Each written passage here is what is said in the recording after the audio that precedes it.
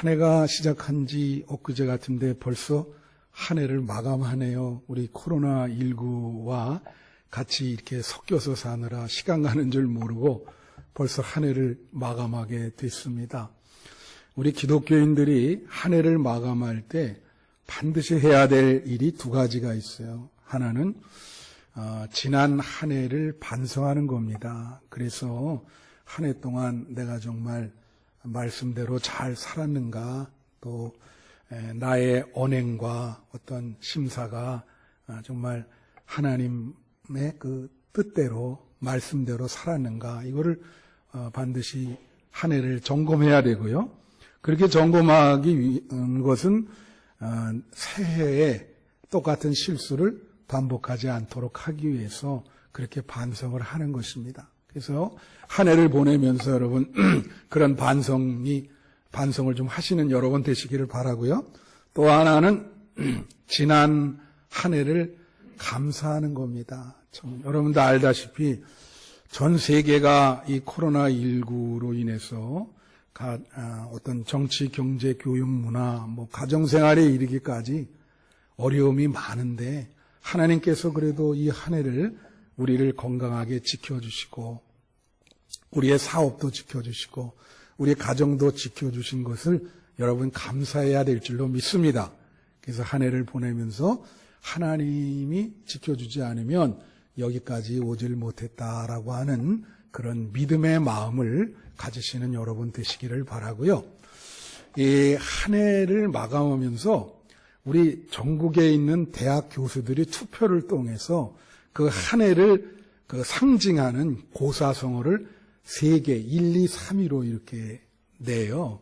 근데 올해의 그 1위가 뭐냐면 참 재미나는 그 고사성어인데 묘서동처라고, 이 뜻은 뭐냐면 고양이가 쥐와 함께 있다, 그런 소리예요. 아니 고양이와 쥐가 함께 있다라고 하는 고사성어가 왜 올해를 상징하는 것이냐, 그게 무슨 뜻이냐면 쥐를 잡아야 될 고양이가 쥐와 함께 있다는 거죠.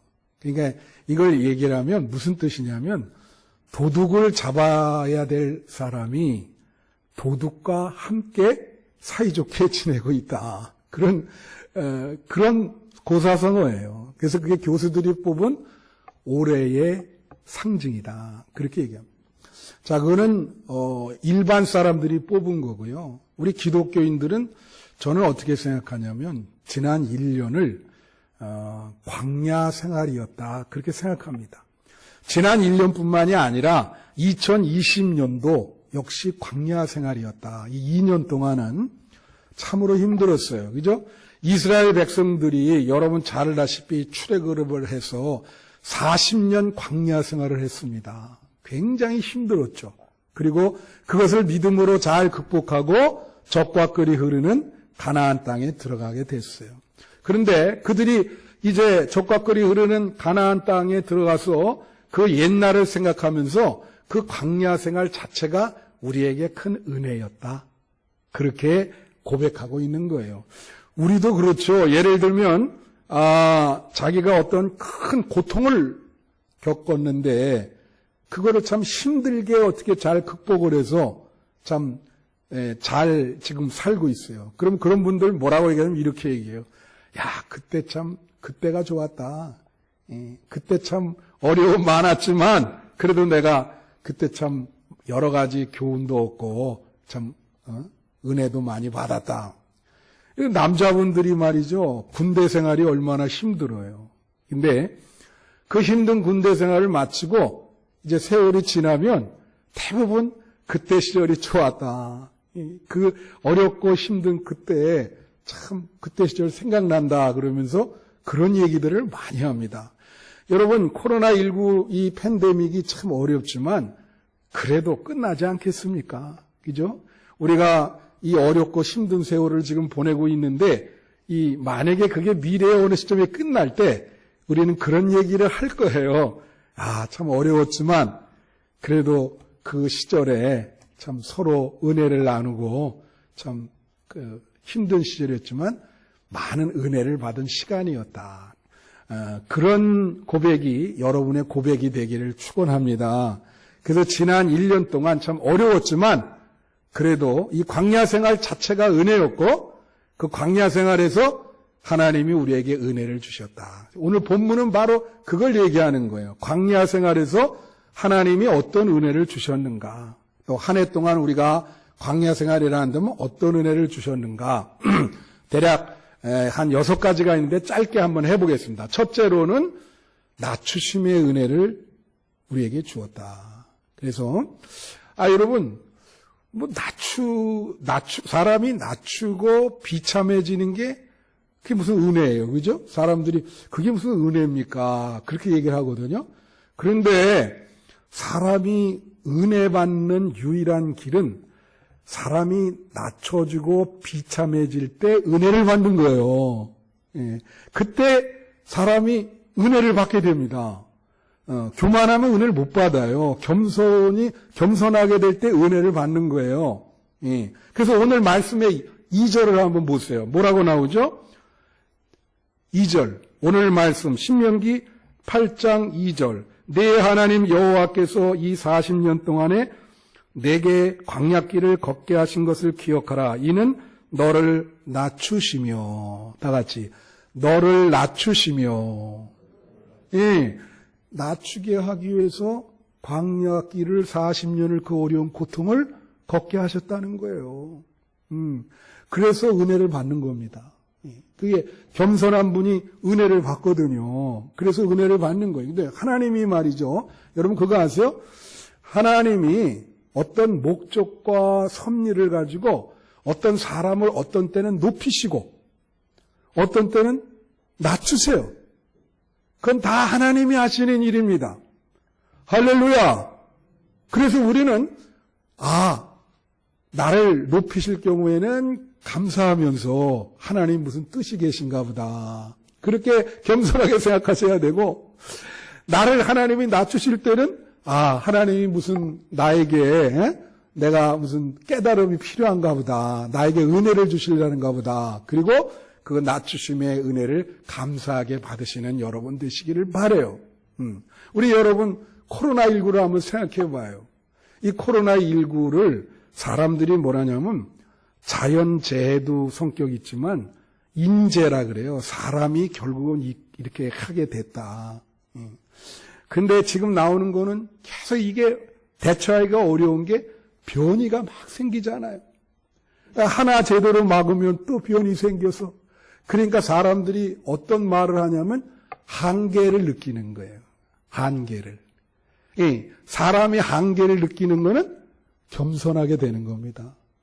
이게 우리 힘으로 안 되는구나. 그럴 때 우리는 하나님을 붙잡게 되는 겁니다. 아무리 해도 뭐 변이도 많이 생기고 우리가 기도할 수밖에 없어요. 여러분 이것이 자연적으로 잘 종식되도록 기도해 주세요. 그래야 여러분이 일상으로 회복될 수 있어요. 그래서 우리는 이 코로나19를 통해서 하나님이 인간을 이렇게 낮추시고 우리의 한계를 깨닫게 하신다. 그걸 여러분이 명심하시기를 바라요. 지난 1년 동안도 그 한계를 깨달았어요. 저도 한계를 깨달았어요. 하나님이 이렇게 낮춰주시는 거예요. 우리가 참 부족하다. 그래서 광야생활 때 그런 은혜를 받는 거고요. 두 번째 은혜는 만나의 은혜입니다. 만나의 은혜라는 건 뭐냐면 우리 주기도문에 나오듯이 하나님이 그렇다 그래서 이 어려울 때 우리를 굶기지 않으시고 매일매일 일용할 양식을 우리에게 제공해 주셨다는 거예요. 이 말씀이 3절에 나옵니다. 오늘 말씀 3절에 오면 너를 낮추시며 너를 줄이게 하시며 또 너도 알지 못하며 내 조상들도 알지 못하던 만나를 내게 먹이신 것은 그래요. 여러분 출애굽을 할 때요. 대략 우리가 한 200만 정도 봅니다. 그 사람들이 아무 대책 없이 광야 생활을 했어요. 뭐 농사를 짓는 것도 아니고 행진을 하는데 하루 3-4끼를 어떻게 먹어요? 한번 생각을 해보세요. 그러니까 막 원망하고 막 그런 일이 벌어졌죠. 그럴 때 하나님께서 출애굽기 16장 4절에 보면 뭐라고 나오냐 이렇게 표현을 해. 내가 하늘에서 비가 쏟아지듯이 너희에게 먹을 것을 제공해 줄 것이다. 그렇게 얘기를 하세요, 하나님이. 소낙비가 내리듯이, 비가 내리듯이 너희에게 먹을 것을 주겠다. 여러분, 우리가 코로나19 시대에 그래도 굶지 않고 생존했습니다. 여러분, 굶기시진 않잖아요, 하나님이. 그렇죠? 그게 하나님의 은혜예요. 만나를 주시는 거예요. 할렐루야! 그게 만나의 은혜입니다. 예. 그리고 출애굽기 16장 8절에 오면 또 뭐라고 얘기를 하냐면 여기는 저녁에는 고기로 아침에는 떡으로 이게 원래 빵이거든요. 그래서 이 출애굽기 16장은 다 만나 얘기인데 무슨 얘기가 나오냐면은 하나님이 이제 저녁에 잘 때 하늘에서 만나를 내려주세요. 그러면 이 이스라엘 백성들이 아침에 딱 일어나면 안개가 쫙 껴있는데 그 안개가 거쳐. 그리고 가보면 요만한 씨 같은 게 다 떨어져 있어. 그럼 그걸 모아다가 아침에 빵을 구워 먹어라. 그리고 저녁에는 단백질이 필요하니까 또 메추라기를 몰아줘서 세지만 이 고기를 주신단 말이에요. 그런데 여러분 놀라운 거 아세요? 하나님이 이런 얘기를 하셨어요. 하루 먹을 것만 거둬와라. 너희에게 하는 건 하루. 그 다음날은 하나님께 맡기라는 거죠. 근데 어떤 사람이 그걸 믿지를 못하고 그 성경에 그대로 나옵니다. 욕심, 탐욕. 그래갖고 막 3, 4일치를 거둬왔어요. 그러니까 거기다 뒀는데 하루치 먹고 그 다음날 그거 먹으려고 하니까 다 썩은 거예요.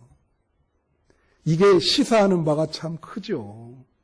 그러니까 하나님이 여러분에게 생존을 보장하시고 일용할 양식을 주시되 여러분들이 너무 욕심을 부리지 말라는 거예요. 여러분이 잘 먹고 좀 이웃을 나눠줄 듯한 그 정도만 되면 할렐루야입니다.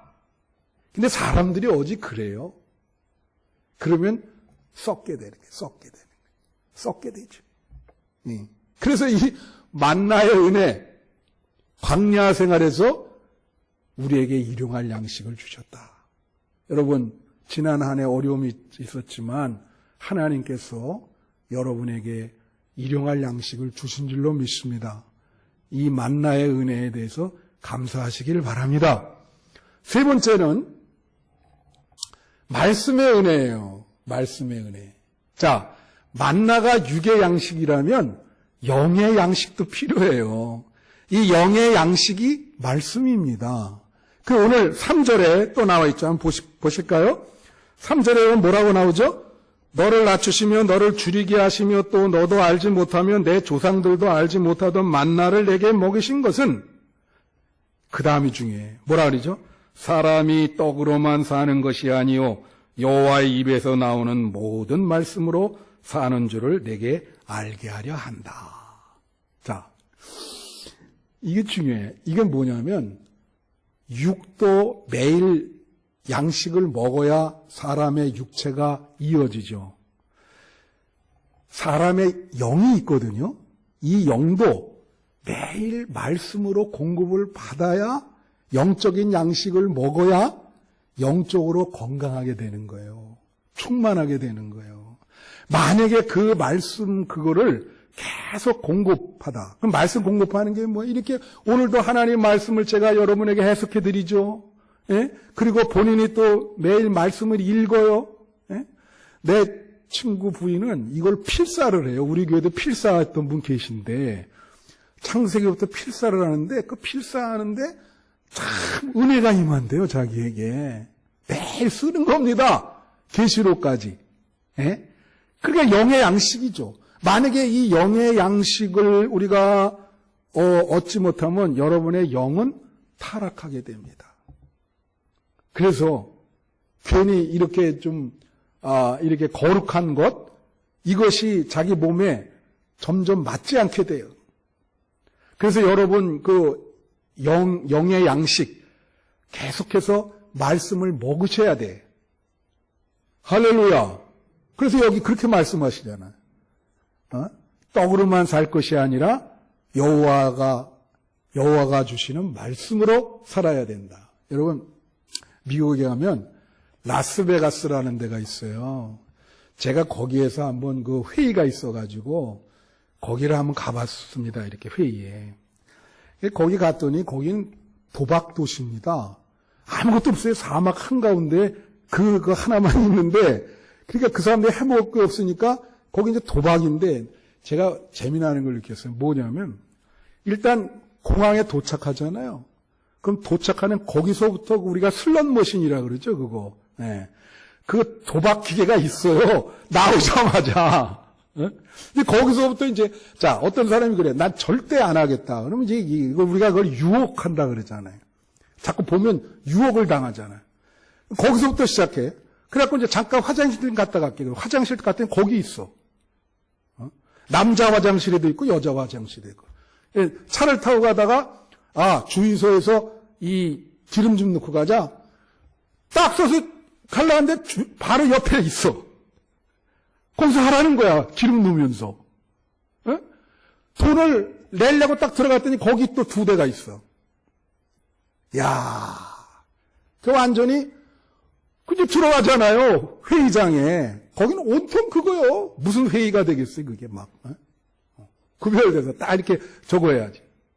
그래서 제가 그걸 보면서 그랬어요. 야, 이 유혹에서 이기가 쉽지 않겠다, 여기. 막 가는 데마다 다 있으니까 사람들이 웬만한 믿음의 마음을 먹지 않고는 어떻게 그 유혹을 견딜 수 있겠습니까? 그죠? 마찬가지에 내가 어떤 이 권사님 댁을 갔더니 제가 이제 무슨 얘기를 하냐면 이 여자 권사님 그 집에 가면요 그 화장실에도 말씀이 이렇게 적혀서 붙어 있고 요리하는 거기 주방에도 붙어 있고 식탁에도 붙어 있고 현관은 말할 것도 없어요. 우리 교우는 아니에요. 어떤 분은 제가 말씀드려요. 그 들어와서 이렇게 보면 그 문 앞에 또 있고, 거기서 가다 이렇게 집 안에 돌아다니면 다 말씀이 붙어 있어요. 여러분, 근데 말씀이라는 게 한번 읽을 때 그 힘이 있거든요. 그게 갑자기 사람 마음의 폐부를 찌를 수가 있어요. 그러니까 그냥 가는 데마다 말씀을 붙여놨어. 영의 양식을 계속 먹는 거죠. 그렇지 않고 이 험악한 세상을 어떻게 살아가겠습니까? 어떤 사업가가 사업이 망해가지고 성경을 읽다가 그 귀절, 우리는 예수의 믿음 가운데 강하게 된다. 그런 귀절이 있어요.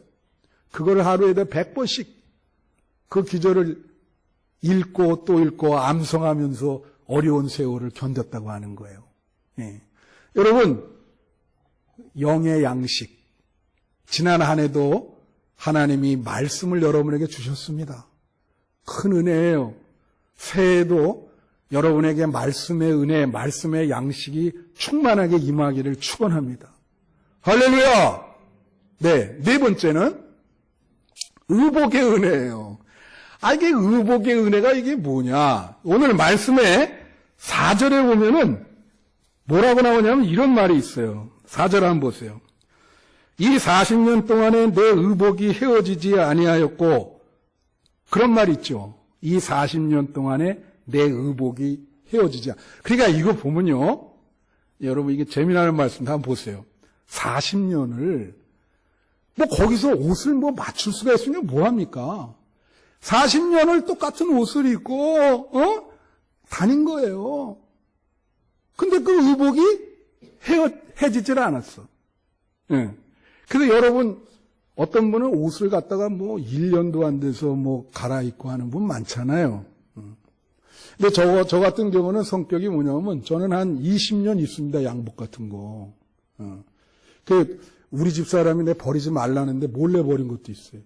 그게 무슨 양복이냐면 제가 신학교 졸업하고 뉴질랜드 여기 대사관 있잖아요. 대사관에 그 서기관을 갖다가 그 친구로 사귄 적이 있어요. 신학교 졸업하고 한 2, 3년 됐는데 이제 영국 보러 갔다가 옆에 앉으셔가지고 서로 얘기하다가 친구가 돼가지고 그 3년을 여기서 같이 지냈죠. 근데 이제 이제 그 다음에 뉴질랜드 이제 본국으로 가고 이제 다른 나라 이렇게 이제 돌아다니고 그러셨는데, 이분이 이제 가기 얼마 전에 자기 집에서 파티를 한다고 나를 오라 그러더라고요. 그랬더니 그 체구가 비슷하거든요. 그분도 키가 내가 180인데 그분도 한 그 정도 되고, 응?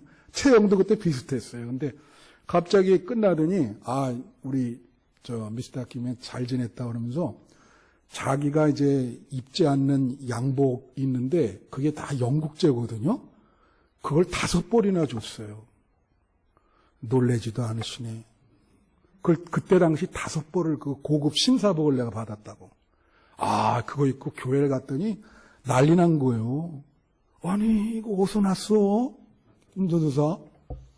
그걸 제가 아껴서 20년을 입었는데 색깔이 바래지더라고. 그래서 야, 이거 절대 버리면 안 되니까 어느 날 우리 집 사람이 몇 개를 버렸어. 그날 저녁에 난리 났었는데 그래가지고 왜 버리냐 근데 버렸어. 너무 색깔이 바래니까. 그죠? 여러분, 의복이 40년을 똑같은 걸 입은 거예요. 바래지를 않았어. 네. 근데 그게 은혜인데, 자, 이거를 우리는 영적으로 해석을 해야 돼요. 왜 영적으로 해석을 해야 되냐? 성경에 옷은 누구를 말하냐면 예수 그리스도를 말합니다. 영적으로. 그래서 예수 그리스도로 옷 입고, 갈라디아서 3장 27절 보세요. 갈라디아서 3장 27절. 여기 보면 뭐라고 나오죠? 누구든지 그리스도와 합하기 위하여 세례를 받은 자는 그리스도로 옷 입었느니라. 여러분이 예수 그리스도를 믿고 세례를 받으면 예수 그리스도의 옷을 입게 되는 거예요. 예, 의복을 입게 되는 거예요. 또 로마서 13장 14절. 오직 주 예수 그리스도로 옷 입고 정욕을 위하여 육신의 일을 도모하지 마라. 여러분, 사람이 왜 옷을 입죠? 옷을 입는 이유가 여럿 있는데 그 중에 하나는 여러분의 어떤 그 육체적인 그냥 리얼한 모습을 보이지 않게 하기 위해서 입는 거예요. 그 육체적인 리얼한 모습은 뭘 표현하냐면 우리의 본능. 그걸 가려주는 거예요. 그래서 여기 그리스도로 옷 입고 정욕을 위하여 육신의 일을 도모하지 마라. 예수 그리스도가 그걸 막아주는 거죠. 그래서 예수 그리스도의 옷을 입으면, 세례를 받고 옷을 입으면 우리는 죄를 용서받고 의인이 돼서 천국에 들어갈 수 있는 자격이 생기는 겁니다.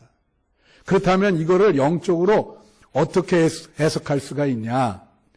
여러분, 이 코로나19 시대에 기독교인을 둘로 분류하는 학자를 봤어요.